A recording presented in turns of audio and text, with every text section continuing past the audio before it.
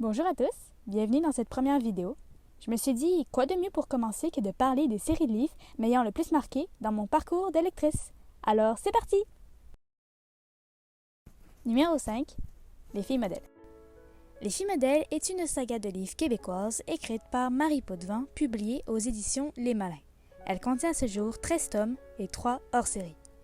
Les filles modèles racontent l'histoire de deux adolescentes québécoises, Laura Saint-Amour, une fille populaire, vraiment cool, avec du caractère que tout le monde admire, et Marie-Douce Brisson-Bissonnette, oui, c'est son vrai nom, une fille timide et solitaire. Leurs chemins se croisent lorsque la mère de Laura et le père de Marie-Douce tombent amoureux et décident d'emménager ensemble. Laura fera tout pour séparer leurs parents, même si cela implique déclarer une guerre sans merci envers la gentille Marie-Douce. Corentin, un ami des deux jeunes filles, se retrouvera impliqué malgré lui dans la bataille. Au fil des livres, l'histoire évolue, ainsi que la relation entre les deux jeunes filles. C'est une saga pleine d'émotions et de nombreux rebondissements, tous aussi surprenants les uns que les autres. Les personnages sont vraiment attachants et ils ont un caractère bien à eux, ce qui fait qu'il est facile de s'y identifier. Personnellement, je m'identifie beaucoup au personnage de Laura. C'est une saga divertissante et réconfortante. Dès que je suis en manque de lecture, je me dis je vais relire les filles modèles. C'est le genre de livres qui sont faciles à lire, sans prise de tête, légers et agréables. Je ne l'ai pas mis plus haut dans le top parce que je l'ai découvert il y a moins longtemps, donc ça m'a moins marqué. Malgré tout, cette saga est juste géniale et mérite vraiment sa place dans ce top. Numéro 4. Merlin l'Enchanteur.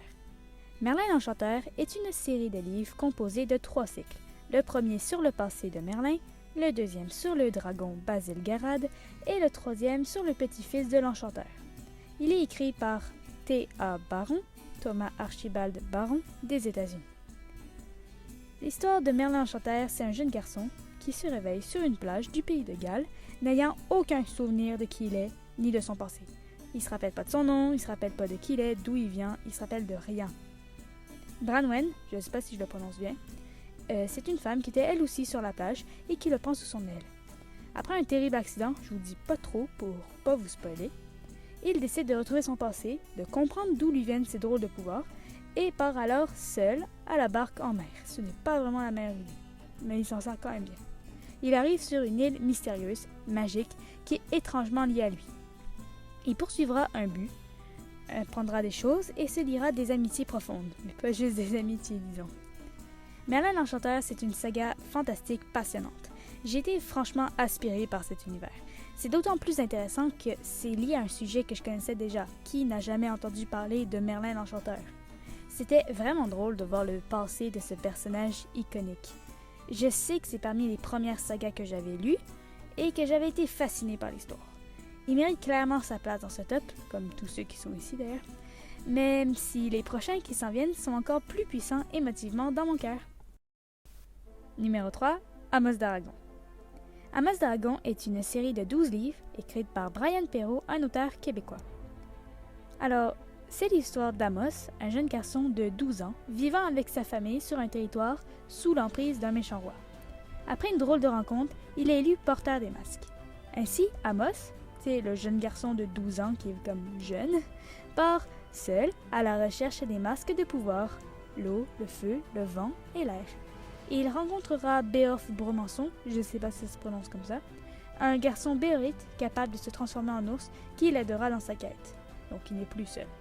Au fil de son voyage, il fera de nombreuses rencontres, bonnes et mauvaises, et vivra d'incroyables aventures.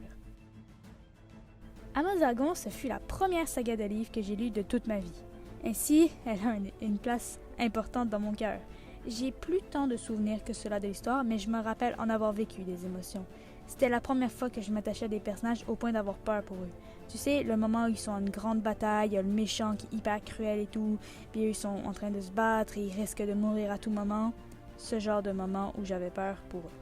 Voilà. Si je les relisais aujourd'hui, je suis sûre que je ne serais plus autant impressionnée qu'avant. Après, je suis pas vraiment objective, car cette saga a une importance émotionnelle pour moi.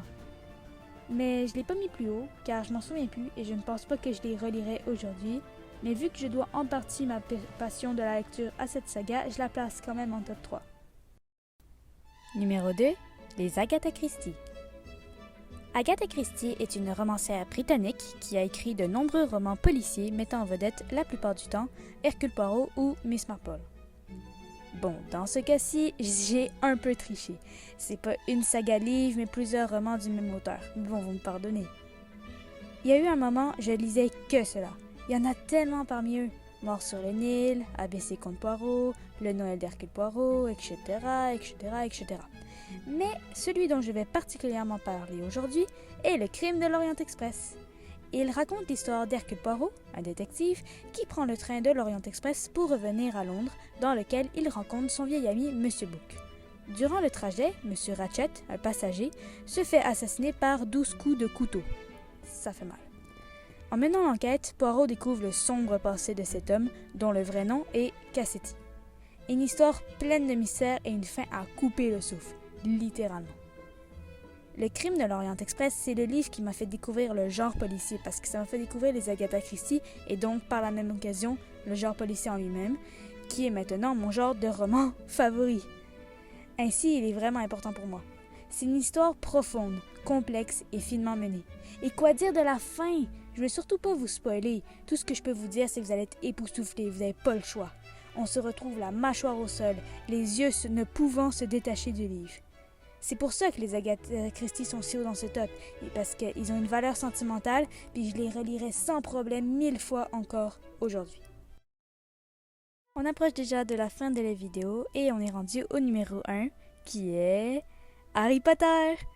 Sans grande surprise, c'est la saga Harry Potter, écrite par J.K. Rowling, Joanne Rowling, composée de 7 tomes, adaptés au cinéma connu de tous, qui se retrouve en première place de ce top.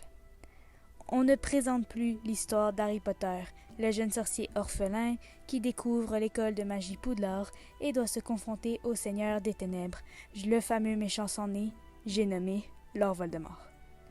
Je pense que je suis loin d'être la seule à avoir rêvé de recevoir ma lettre d'admission à Poudlard. La saga Harry Potter est tellement riche en détails, en précisions qu'on y croirait pour vrai. On a envie d'y croire en tout cas. Ce n'est pas juste une histoire, mais un univers en entier en seulement 7 tomes. Harry Potter, c'est la série que j'ai lue et relue, que j'ai découverte et redécouverte des centaines de fois. Il n'y a pas grand-chose d'autre à ajouter, c'est de la vraie magie. Et c'est ce qui conclut cette vidéo. Évidemment, le classement est purement subjectif. Je me base seulement sur la valeur sentimentale que ces livres ont pour moi. J'espère qu'elle vous a plu et si c'est le cas, n'hésitez pas à vous abonner, à mettre un like et à m'écrire des suggestions de top dans les commentaires. Sur ce, dites-vous que la vie, c'est comme une boîte de chocolat, on ne sait jamais sur quoi on va tomber. Coupez!